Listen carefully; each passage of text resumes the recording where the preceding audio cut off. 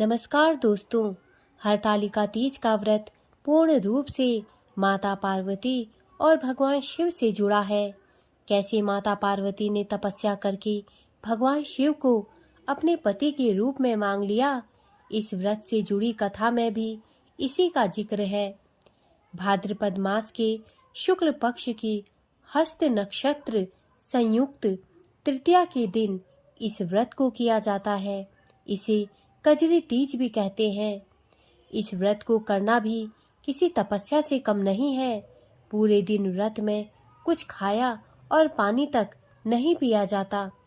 इस व्रत का पारण अगले दिन किया जाता है। व्रत के दिन शाम को कथा सुनकर फल आदि ग्रहण किया जा सकता है। हरतालिका तीज की पौराणिक व्रत कथा इस प्रकार है। यह हरतालिका व्रत कथा शिवजी ने ही माता पार्वती को सुनाई थी। शिव भगवान ने इस कथा में माता पार्वती को उनका पिछला जन्म याद दिलाया था। भगवान शंकर ने कहा, हे गौरा, पिछले जन्म में तुमने मुझे पाने के लिए बहुत छोटी सी उम्र में कठोर तप और घोर तपस्या की थी। तुमने ना तो कुछ खाया और ना ही कुछ पिया, बस हवा और सूखे पत्ते चबाए। जला देने वाली गर्मी हो या कपा देने वाली ठंड, तुम नहीं हटी, डटी रही। बारिश में भी तुमने जल नहीं पिया।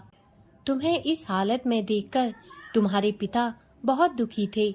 उनको दुखी देखकर नारद मुनि आए और उन्होंने कहा कि मैं भगवान विष्णु के भेजने पर यहाँ आया हूँ। वह आपकी कन्या से विवाह करना चाहते हैं। इस बारे में मैं आपकी राय जानना चाहता हूँ।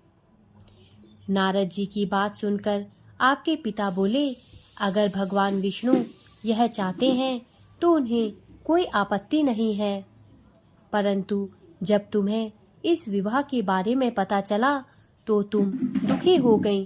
तुम्हारी एक सहेली ने तुम्हारे दुख का कारण पूछा तो तुमने कहा कि मैंने सच्चे मन से भगवान शिव का वरण किया है, किंतु मेरे पिता ने मेरा विवाह विष्णु जी के साथ तय कर दिया है। मैं विचित्र धर्म संकट में हूँ। अब मेरे पास प्राण त्याग देने के अलावा कोई और उपाय नहीं बचा। तुम्हारी सखी बहुत ही समझदार थी। उसने कहा, प्राण छोड़ने का यहाँ कारण ही क्या है? संकट के समय धैर्य से काम लेना चाहिए। भारतीय नारी के जीवन की सार्थकता इसी में है कि जिसे मन से पति रूप में एक बार वर्ण कर लिया, जीवन पर्यंत उसी से निर्वाह करे। मैं तुम्हें घनघोर वन में ले चलती हूँ, जो साधना स्थल भी है और जहाँ तुम्हारे पिता तुम्हें खोज भी नहीं पाएंगे। मुझे पूर्ण विश्वास है कि ईश्वर अवश्य ही तुम्हारी सहायता करेंगे। तुमने ऐसा ही किया। तुम्हारे पिता तुम्हें घर में ना पाकर बड़े चिंतित और दुखी हुए। इधर तुम्हारी खोज होती रही, उधर तुम अपनी सहेली के साथ नदी की तट पर एक गुफा में मेरी आराधना में लीन रहने लगी। तुमने रेत के शिवलिंग का निर्माण किया। तुम्हारी इस कठोर तपस्या के प्रभाव से मेरा आसन हिल उठा और मैं शीघ्र ही तुम्हारे पास पहुंचा और तुमसे वर मांगने को कहा। तब अपनी तपस्या के फलीभूत मुझे अपने समक्ष पाकर तुमने कहा, मैं आपको सच्चे मन से पति के रूप में वरण कर चुकी हूँ। यदि आप सचमुच मेरी तपस्या से प्रसन्न होकर यहाँ पधारे हैं तो मुझे अपनी अर्धांगिनी के रूप में स्वीकार कर लीजिए। तब तथास्तु कहकर मैं कैलाश पर्वत पर लौट गया। उसी समय गिरिराज अपने बंधु बांधवों के साथ तुम्हें खोजते हुए वहां पहुंचे। तुमने सारा वृत्तांत बताया और कहा कि मैं घर तभी जाऊंगी अगर आप महादेव से मेरा विवाह करेंगे।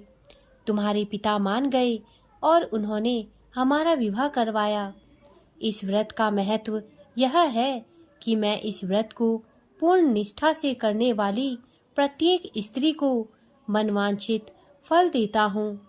इस पूरे प्रकरण में तुम्हारी सखी ने तुम्हारा हरण किया था। इसलिए इस व्रत का नाम हरतालिका व्रत हो गया। इस व्रत से जुड़ी एक मान्यता यह है कि इस व्रत को करने वाली स्त्रियां पार्वती जी के समान ही सुखपूर्वक पति रमण करके शिवलोक को जाती हैं।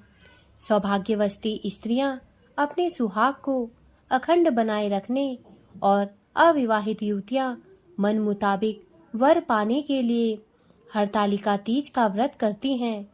इस दिन व्रत करने वाली स्त्रियां सूर्योदय से ही पूर्व उठ जाती हैं और नहाकर पूरा श्रृंगार करती हैं। दोस्तों, मेरे द्वारा दी गई जानकारी यदि आपको अच्छी लगी हो तो कृपया मेरे चैनल को सब्सक्राइब करें तथा मेरे वीडियोस को लाइक करें। धन्यवाद।